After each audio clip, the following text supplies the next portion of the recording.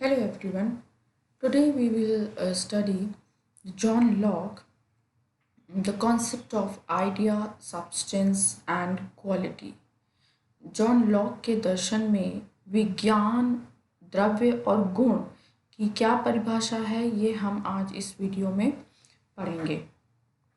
John Locke was a British philosopher, Oxford academic and medical researcher of the 17th century. Locke's monumental and essay concerning human understanding is one of the first great defenses of modern empiricism. ये उनकी सबसे अच्छी कृति मानी जाती है. An essay concerning human understanding. He is often regarded as a founder of a school of thought known as British Empiricism. उन्हें कहा जाता था कि वो ब्रिटिश इम्प्रेज्म, ब्रिटिश अनुभववाद के फाउंडर रहे, या इस तरह से उनको देखा जाता था. Locke is an empiricist. He argue that all knowledge arise out of experience. उनका मानना था कि जितने भी ज्ञान हमें होते हैं वो हमारे अनुभव से मिलते हैं. ये उनकी बेसिक फिलॉसफी थी. And the basis of his empirical theory of knowledge is the notion of idea. और इस अनुभव का आधार क्या है? वो है आइडिया, जिसको हिंदी में विज्ञान बोलते हैं. उनके दर्शन में विज्ञान बोल सकते हैं. ठीक है, विज्ञान यहाँ पे साइंस नहीं है. अगर मैं कहीं विज्ञान शब्द यूज करूँ, इसका मतलब कि वो आइडिया मैं कहना चाह रही हूँ. And idea is an immaterial element which is physically imperceptible. मतलब आइडिया क्या है? आइडिया एक अभौतिक तत्व है, जिसे मतलब तत्वों से बना हुआ नहीं है. वो क्या है? जिसे हम प्रत्यक्ष नहीं कर सकते, वो आइडिया है. अब ये तो एक जनरल इंट्रोडक्शन है. ठीक है, अब आइडिया क्या है, जैसा कि मैंने कहा, उसको समझना बहुत ज़रूरी है, क्योंकि पूरी की पूरी थ्योरी आइडिया, इस वर्ड में आइडिया में बेस्ड है. According to Locke, the process of inquiring knowledge is experience, but the main element of knowledge is idea. As I said, idea is an immaterial element which is physically imperceptible. He claimed that what we perceive are not object but an idea of the object in real world. An idea is not a material but an immaterial thing. ठीक है, ये मैं बार बार repeat इसलिए कर रही हूँ क्योंकि ये जानना बहुत ज़रूरी है कि हम आइडिया को किस सेंस में लेकर जॉन लॉक की फिलॉसफी को पढ़ रहे हैं. Now further, Locke argues that at birth the mind is a tabula rasa. This word is important. Tabula rasa means blank sheet of paper, यानी खाली पेपर जिसमें कुछ भी नहीं लिखा है, खाली कागज. टबुला रासा का मतलब है blank sheet of paper on which experience gradually writes its impression through the five senses. कहने का मतलब कि हमारा जो मन है, अकॉर्डिंग टू जॉन लॉक, हमारा जो मन है वो खाली कागज है. ठीक है, इसे बहुत सारे तरह से हम समझ सकते हैं. खाली कागज या खाली कमरा, है ना, जिसमें कुछ भी नहीं है, ब्लैंक है. अब हम अनुभव के द्वारा उस खाली कागज में धीरे धीरे अपने इम्प्रेशंस लिखते हैं. हमारी मेमोरीज बनती है, क्या हम देखते हैं, क्या एक्सपीरियंस करते हैं, उस खाली दिमाग में धीरे धीरे धीरे सब कुछ आता जाता है. और हम ये अनुभव किसके द्वारा करते हैं? फाइव सेंस, जो हमारी फाइव सेंस है उसके द्वारा हम अनुभव करते हैं. The mind is like a blank sheet of paper on which experience makes its marks. For example, a man who was blind from birth cannot have the idea of redness, nor can a deaf woman have any idea of the sound of flute.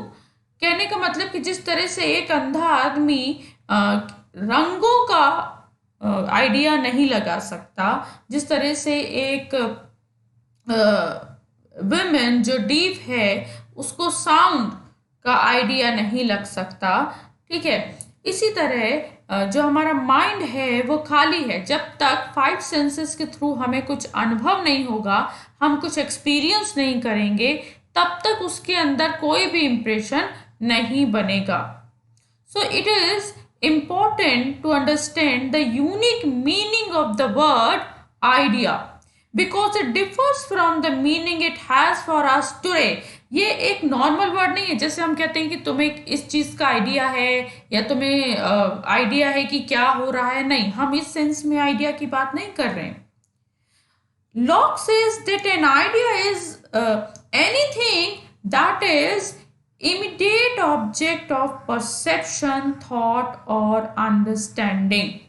Immediate object, they are the sort of things expressed by the words. हमको क्या करना है, idea क्या है, कैसे समझना है कि जो हम शब्दों के द्वारा, जैसे वाइटनेस, हार्डनेस, स्वीटनेस, है ना, इस तरह से हम उसे एक्सप्रेस करते हैं। ये देखने में नहीं आता लेकिन ये अनुभव होता है और अनुभव के द्वारा ही हमारे माइंड में इंप्रेशंस बनते हैं। So idea is primary. Idea के बिना कुछ भी नहीं हो सकता। सो जैसे कि मैंने बताया कि आइडिया इंपॉर्टेंट है, लेकिन एक चीज यहाँ पे समझना कि notice that by idea Locke does not mean only concept or abstract notion such as justice, infinity। ऐसा नहीं है कि आइडिया एक एब्स्ट्रैक्ट नोशन नहीं है कि न्याय क्या है, कि ब्यूटी क्या है, इन्फिनिटी क्या है। Idea can also be a very specific and concrete qualities found in sensation such as color, taste, sound। अभी जब हम और आगे पढ़ेंगे तो आपको ना ये चीज़ और क्लियर हो जाएगी। जैसे कि मैं बता रही हूँ, अभी धीरे धीरे एक एक पॉइंट हो सकता है पहले आप कंफ्यूज हो जाए, क्योंकि हम आइडिया को बहुत जनरल टर्म में यूज़ करते हैं, है ना। हम डे टू डे लाइफ में आइडिया वर्ड को बहुत यूज़ करते हैं, लेकिन जॉन लॉक की फिलॉसफी जब हम पढ़ते हैं तो हमें आइडिया को समझना बहुत ज़रूरी है। For lock, ideas are the first subject of investigation. The first subject of investigation. He considered ideas as the necessity of knowledge by arguing that knowing something is similar to having idea. अगर आप किसी को जान रहे हैं इसका मतलब आपको उसका आइडिया हो रहा है, आपको उसके आइडिया मिल रहे हैं। तो किसी चीज को जानना, किसी चीज से फैमिलियर होना मतलब उसको जानना, नॉलेज गेन करना। So Locke inquiries about the source of idea and observe that experience is the only source of ideas.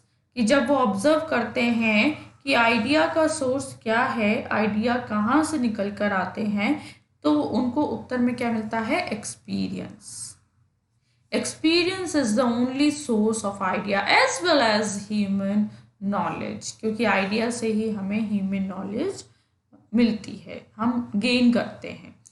So it can be said that cognitive process depends on both mind and external world and the connection between them is ideas। तो जैसे कि दो चीज, idea क्या है, दो चीजों को जोड़ रहा है, क्योंकि जो एक्सटर्नल वर्ल्ड है, जो ऑब्जेक्ट्स हैं, हमें उनका नॉलेज कैसे होता है, आइडिया के थ्रू ही तो हो रहा है। आइडिया ही माइंड में वो इंप्रेशंस बना रहे हैं, तभी हम एक ऑब्जेक्ट को जान पा रहे हैं। For example this is book, Apple, laptop and so. इस तरह से हम जानते हैं कि आइडिया क्या है। Further, external world supply idea to the mind through several stage and thus knowledge evolves। जैसा कि मैंने कहा कि जो बाहर ऑब्जेक्ट्स हैं वो क्या करते हैं, आइडिया के थ्रू हमारे माइंड में इम्प्रेशन बनाते हैं और जो नॉलेज है फिर उस ऑब्जेक्ट की वो इवॉल्व होती है। Locke believes in the representative nature of idea. What is that representative nature of idea? Locke argued that we can never really form a complete picture of an object in our mind that match the object itself. We can only have ideas about that object. Lock का मानना है कि हम object को बिल्कुल सही correct way में नहीं जान सकते हैं, कंप्लीट तरीके से नहीं जान सकते हैं, हमें सिर्फ उसका एक आइडिया होता है। इसलिए जो आइडिया का नेचर है वो रिप्रेजेंटेटिव है। हम किसी चीज़ को जैसे रिप्रेजेंट करते हैं ना, हम पूरे तरह से 100% उस चीज़ को नहीं बता पा रहे, हम सिर्फ उसे रिप्रेजेंट कर रहे हैं दोबारा से। वो प्रेजेंट है ऑलरेडी बट हम उसे रिप्रेजेंट कर रहे हैं। इसी तरीके से जब आइडिया जो हमारे माइंड में आते हैं वो ऑब्जेक्ट को रिप्रेजेंट करते हैं हमारे सामने, कि ऑब्जेक्ट तो प्रेजेंट है। सपोज हमारे सामने बुक है, वो बुक एग्जिस्ट कर रही है और जो आइडिया है वो हमारे माइंड में उस बुक को रिप्रेजेंट कर रहे हैं कि देखो कि बुक ऐसी है, सपोज येलो कलर की है, ठीक है, उसका एक शेप है। इस तरह से हमारे माइंड में उसका एक इम्प्रेशन बन जाता है। सो फॉर एग्जाम्पल मैं आपको अगर एक और तरह से समझाऊं, so for example ice cream. Suppose if I have a piece of ice cream in my hand, I can look at the ice cream or smell the ice cream and then I can take a taste of it. My mind will develop idea about that ice cream from my experience with it. है ना, अगर मेरे हाथ में ice cream है, मैं उसे देखूंगी, उसको स्मेल कर सकती हूँ, उसे टेस्ट करती हूँ, तो हमारे माइंड में एक आइडिया आइसक्रीम का रेज होगा। किससे? मेरे अनुभव के द्वारा, है ना, मेरे एक्सपीरियंस के द्वारा। So here Locke will argue that my thought of what this ice cream is can only be a representation of reality of the ice cream exactly is when we learn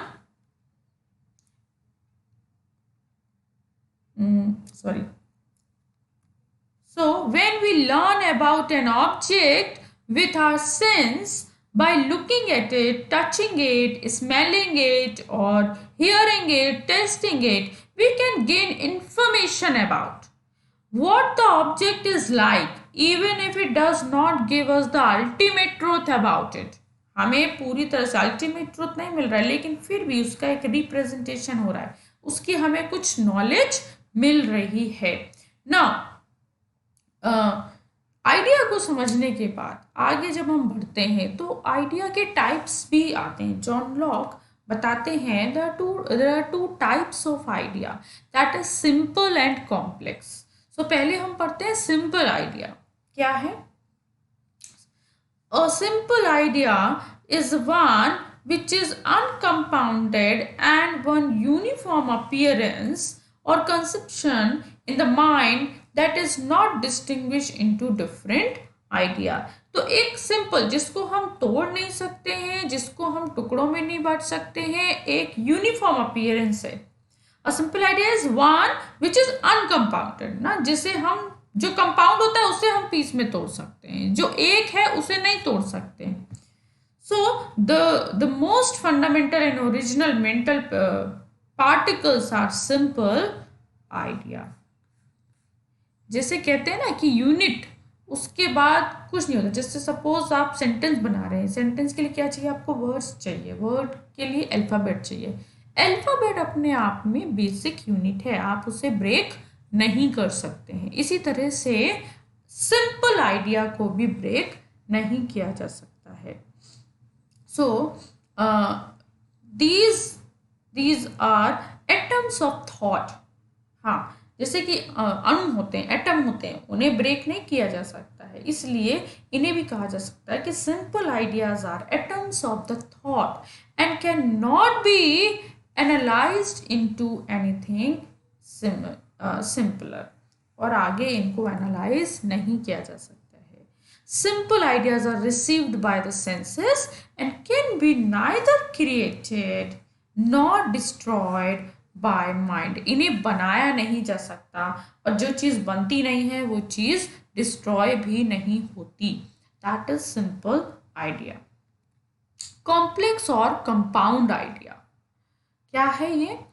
for lock, although the mind can not originate idea, क्योंकि mind बाहर से receive करता है idea को, ठीक है, वो originate नहीं करता है, but it can process them into more complex idea. लेकिन वो प्रोसेस कर सकता है कि सिंपल आइडिया को कॉम्प्लेक्स आइडिया बना सके, कंपाउंड आइडिया बना सकते हैं, क्योंकि क्यों? सिंपल आइडिया रिसीव करके वो उनको एक साथ जोड़कर कॉम्प्लेक्स कर सकता है।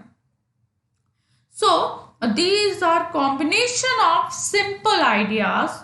Complex ideas are combination of simple idea that can be treated as unity and given their own name, such as beauty, an army, the universe. क्योंकि देखिए ये ऐसा नहीं है, आर्मी एक लोगों से नहीं बनती, कलेक्टिव एफर्ट होता है ना। यूनिवर्स भी अपने आप में कलेक्टिव है, तो ये सिंपल सिंपल है। यूनिवर्स के अंदर जाने क्या क्या आता है ना, तो सिंपल आइडिया क्या है? हम उन्हें जोड़ जोड़ के बड़ी चीज़ों को भी देख पाते हैं।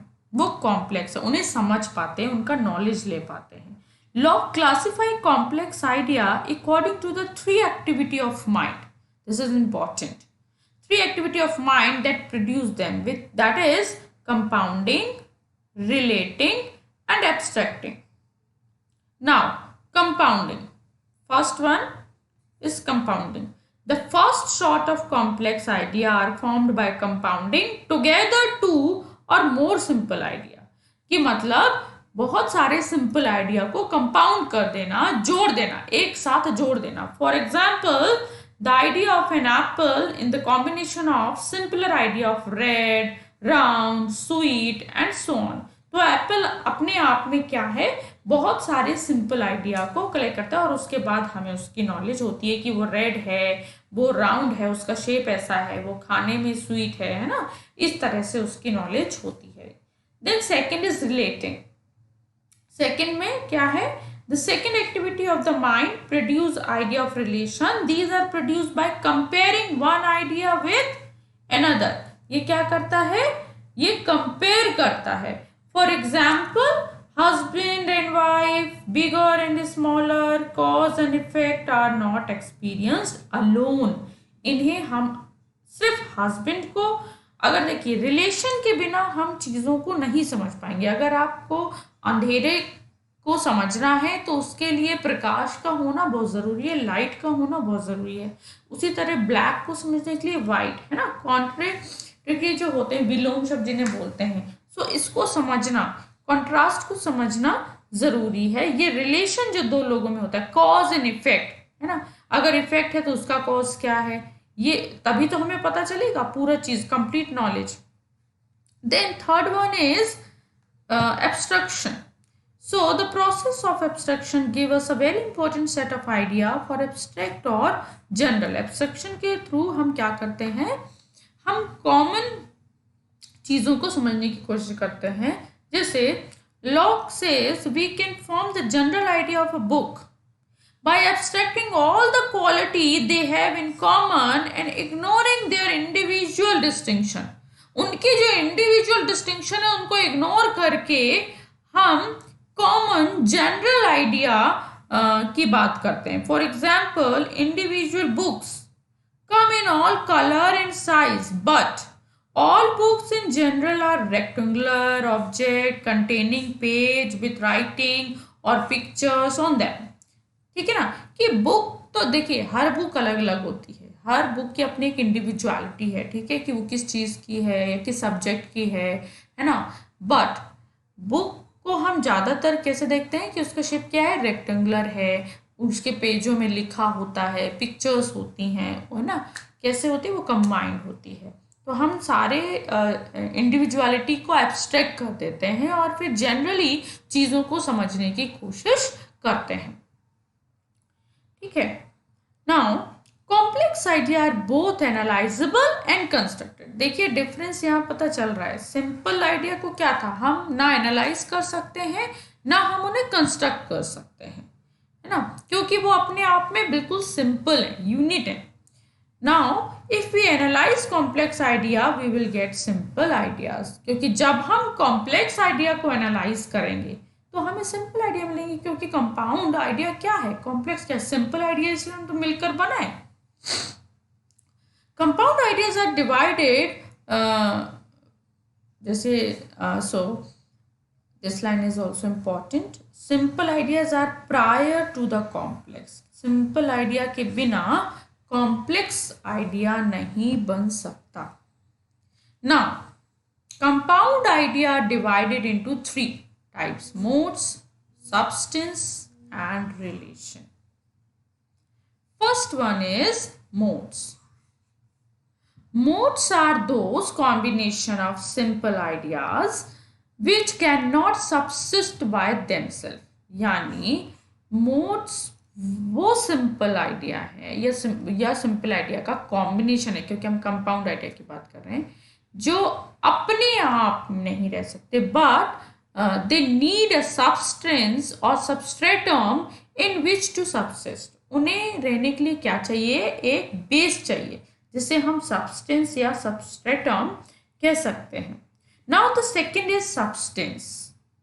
Substance is the substratum in which the modes inhere. अब वो किसके अंदर रहते हैं, सब्सटेंस के अंदर रहते हैं। जो मोड्स हैं वो सब्सटेंस के अंदर रहते हैं। Now substance denotes the self existence which has attribute in itself and which arouse the idea of them in self. अब सब्सटेंस अपने आप में क्या है, सेल्फ एग्जिस्टेंस है, वो किसी पर डिपेंडेंट नहीं है। डिपेंडेंट कौन है, डिपेंडेंट मोड्स हैं, उसको रहने के लिए सब्सटेंस चाहिए, है ना। So now relation are those complex idea in which other ideas में be connected with each other in fact और इन थॉट। ये वही सेम है जो मैंने अभी आपको समझाया कि दो आइडियाज में जो रिलेशन है, यंगर, है ना, तो यंगर को हम कब समझेंगे, जब हम एल्डर को समझेंगे, स्ट्रॉन्गर जब हम वीकर को समझेंगे, कॉज एंड इफेक्ट, ऐसे। So compound ideas are divided into three: modes, substance and relation. इसके थ्रू हम आइडियाज, कंपाउंड आइडिया को समझ सकते हैं, ये उनके टाइप हैं।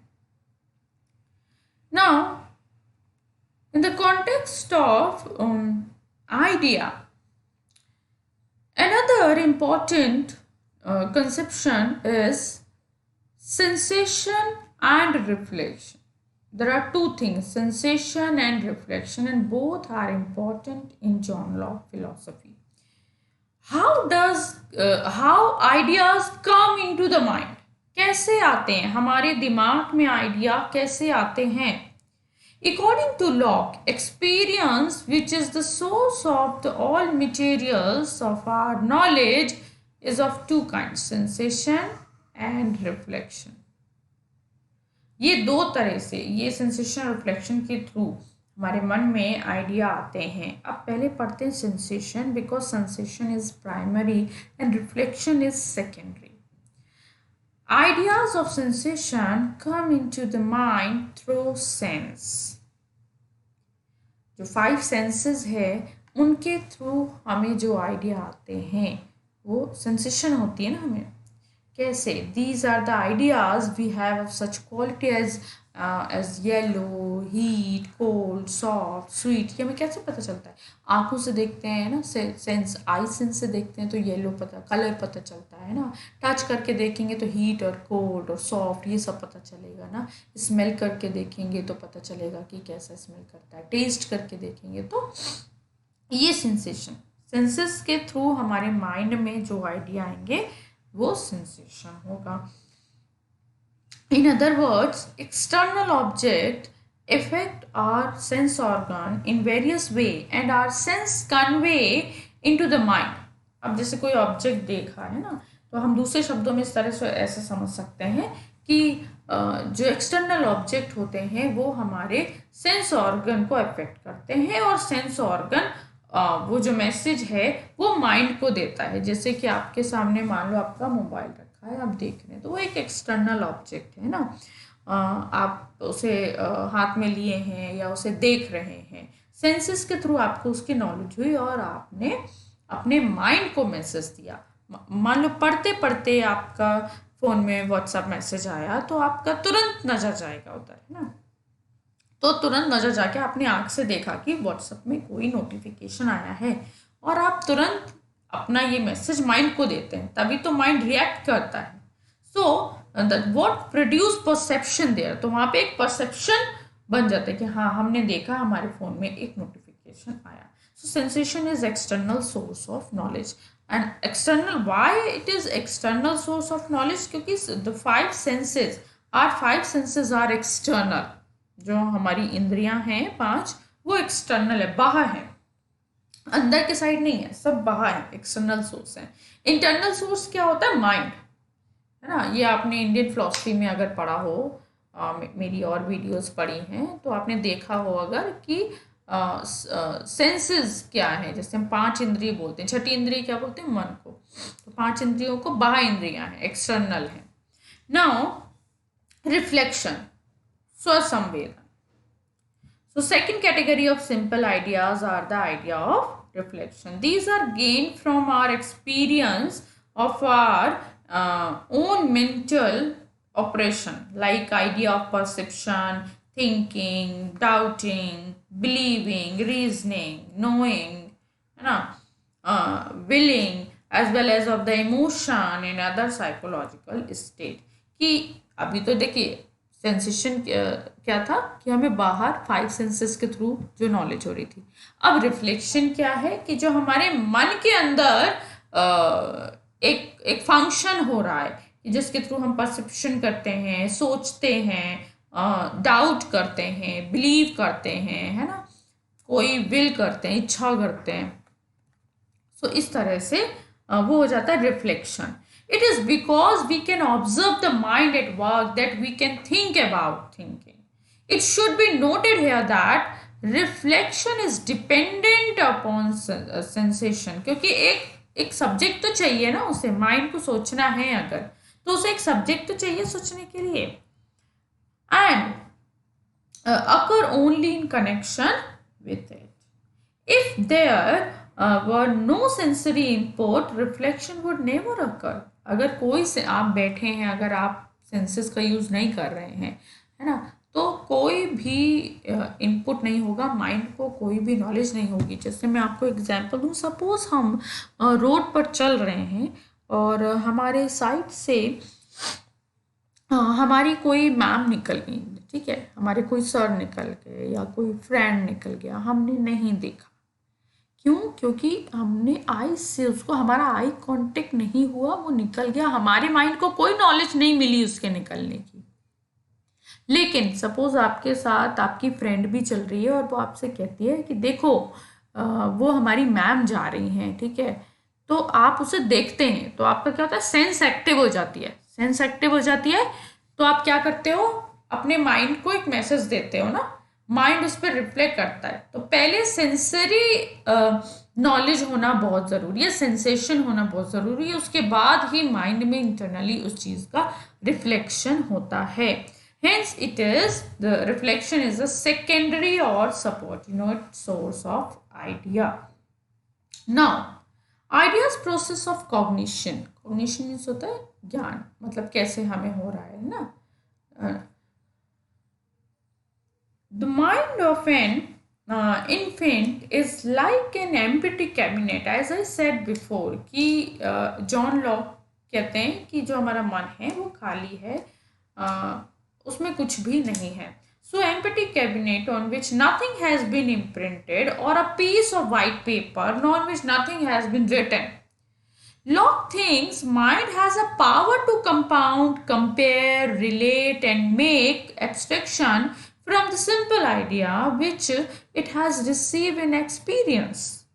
Once the mind has material to work upon, it takes an active part in the process of obtaining genuine knowledge. तो कहते हैं ना कि पहले तो मन बिल्कुल खाली है, लेकिन जब जो ऑब्जेक्ट होता है, जब हमें सेंसेशन के थ्रू रिसीव होता है, तो माइंड अपना एक प्रोसेस करता है, वो कंपाउंड कर सकता है, कंपेयर कर सकता है, रिलेट कर सकता है ना, एब्स्ट्रक्शन कर सकता है, उसके थ्रू वो चीज़ों को जानता है और फिर हमारे पास एक जेन्युइन नॉलेज आती है।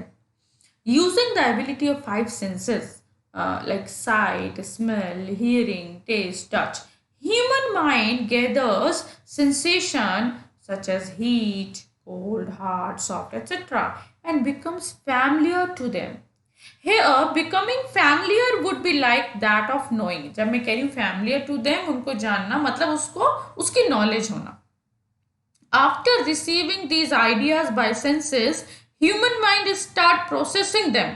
And this operation include perceiving, thinking, doubting, remembering, comparing, compounding, reasoning, naming and abstracting.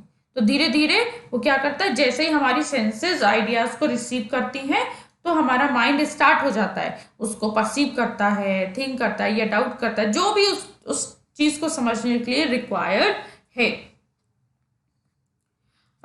It seems that it is a continuous operation of mind, है ना, हमारे दिमाग का एक कॉन्टिन्यूस, ऐसा नहीं है काम करके रुक जाता है.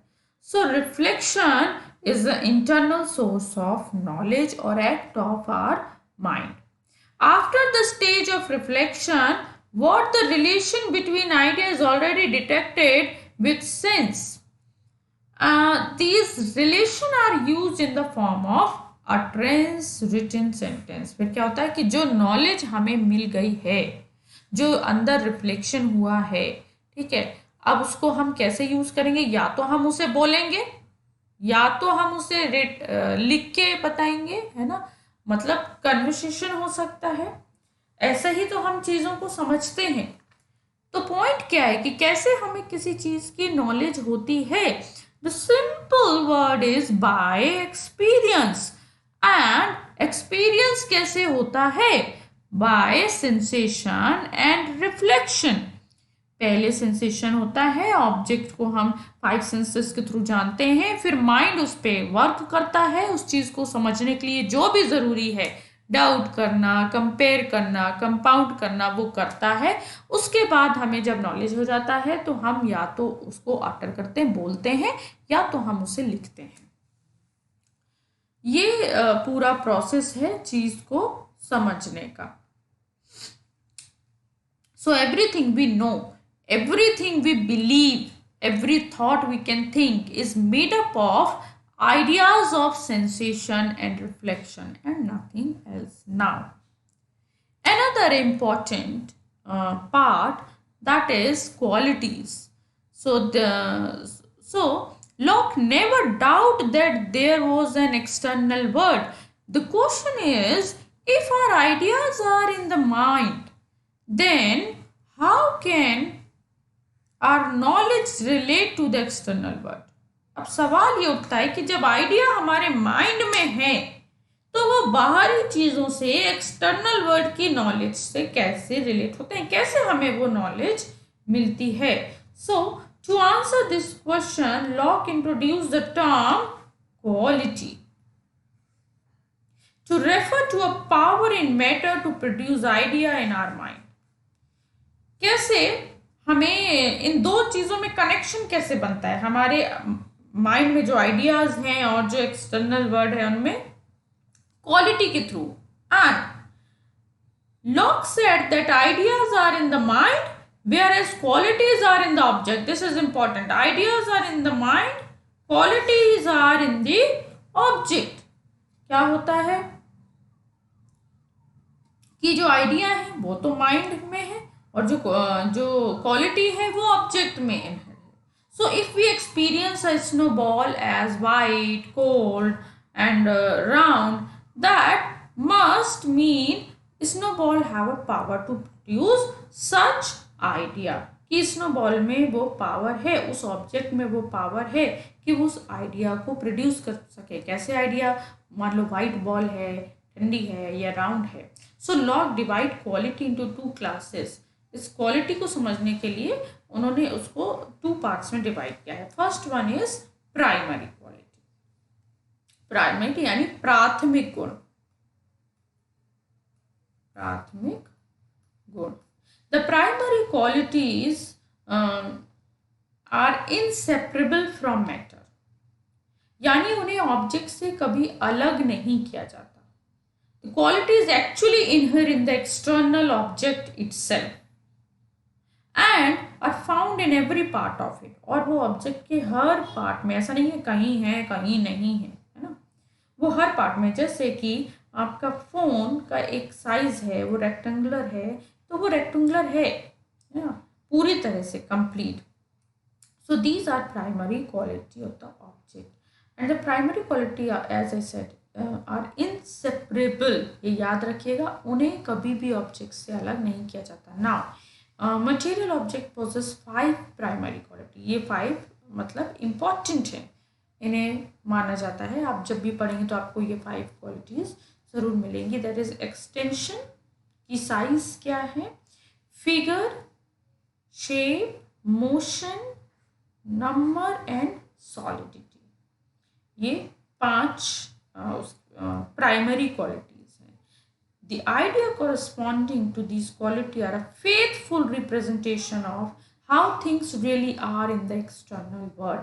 इनके थ्रू हमें समझ में आता है कि एक्चुअल में ऑब्जेक्ट कैसा है, जो एक्सटर्नल वर्ल्ड में एग्जिस्ट कर रहा है, उनका एक्चुअल रिप्रेजेंटेशन हमें इन क्वालिटी के थ्रू मिल जाता है. Lock mention the primary quality में ऑल्सो बी कॉल्ड. इसलिए लॉक क्या कहते हैं कि ये जो प्राइमरी क्वालिटीज हैं वो रियल क्वालिटीज हैं, because they really exist in the object. इन्होंने इनको एक और नाम दिया, real qualities. Now secondary qualities. Secondary quality indicates that object have a power to produce subjective experience in us. These sort of quality are not in the object themselves. ये जो secondary quality होती हैं ये objects में नहीं रहती हैं, ये अपने आप में जिस तरह से प्राइमरी रहती हैं. For example the sensation of colour, sound, taste, odor, warmth or coldness and so forth.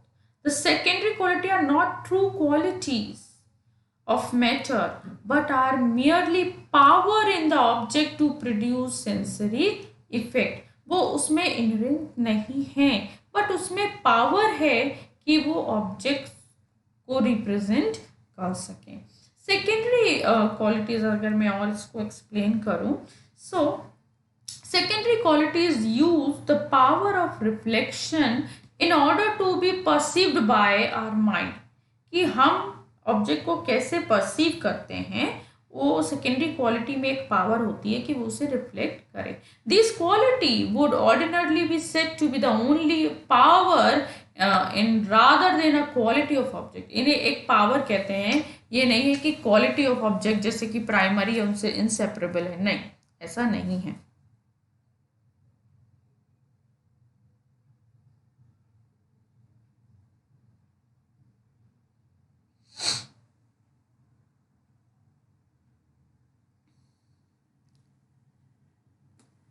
Sorry, थोड़ा डिस्टर्ब हो गया. ओके, हाँ हम कहाँ थे. हाँ ओके, सो मैं बता रही थी कि सेकेंडरी क्वालिटी जो होती हैं वो सेपरेबल होती हैं, उन्हें सेपरेट किया जा सकता है. They are sensible quality that produce different idea in our mind from the actual object. For example of an apple, something such as the redness of apple does not produce an image of an object itself, but rather the idea of red. So secondary quality are used to classify similar idea produced by an object. That is why when we see the something red, it is only red in our mind because they produce the same idea as another object. कहते हैं ना, colour तो एक नहीं है ना, ऐसा नहीं है कि एप्पल रेड है तो बस एप्पल ही रेड है. और भी चीज़ें हैं ना जो रेड हो सकती हैं, है ना. साउंड भी लोगों का डिफरेंट, इसी तरह से टेस्ट, इसी तरह से ऑडियो और वार्म. सो ये सेकेंडरी क्वालिटीज़ हैं. So according to theory, primary qualities are measurable aspect of physical reality, secondary qualities are subjective. Now substance. Substance literally means that which stand under. When we experience the idea of redness, round, crunchiness and sweetness together, we apply to this collection of experience the label apple. जब हमें देखिए बहुत सा, जैसे मान लो redness है, round है, ये जो सिंपल आइडियाज हैं, इनको जब हम मिलाते हैं तो लगता है एक ही एक एप्पल का आइडिया है. But if they are distinct sensation, why are they never separate? लेकिन अगर ये अलग अलग सेंसेशंस हैं तो ये सेपरेट क्यों नहीं है? So we don't perceive sweetness standing alone by itself. हम ऐसा तो नहीं है ना कि हमें मिठास किसी से अलग करके मिलेगी. We always experience a sweet something, whether it be an apple, a lump of sugar or a candy bar.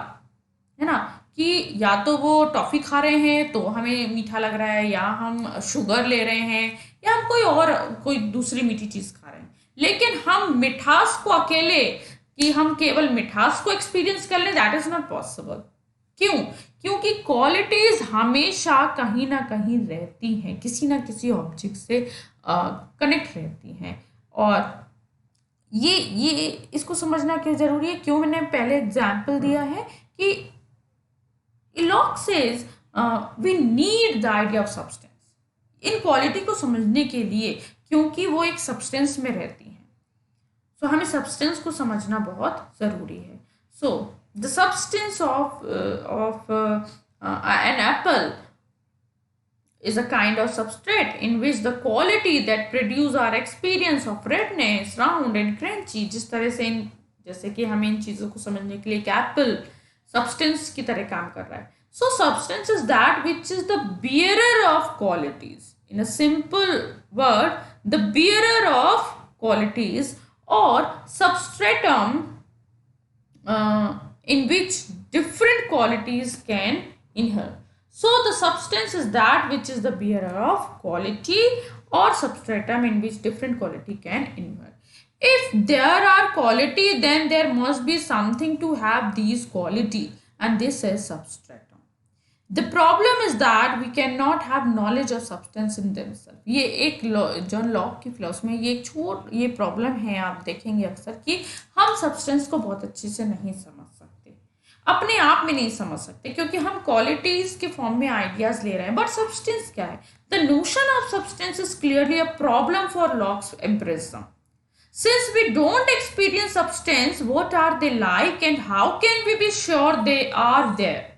Locke replied that substance is something but unknown. वो बताते हैं कि substance है, कुछ तो है जिसमें क्वालिटी रहती हैं, बट वो unknown है. तो ये कुछ इम्पॉर्टेंट कॉन्सेप्ट थे जो लॉक की फिलॉसफी में हम पढ़ते हैं, और आपको ये अपने एग्ज़ाम में भी हेल्पफुल होंगे. मोस्ट प्रॉब्ली हम नेक्स्ट वीडियो में पढ़ेंगे the theory of इनेट ideas and it's critic, जो लॉक ने की है. हम वो नेक्स्ट वीडियो में करेंगे. Thank you so much.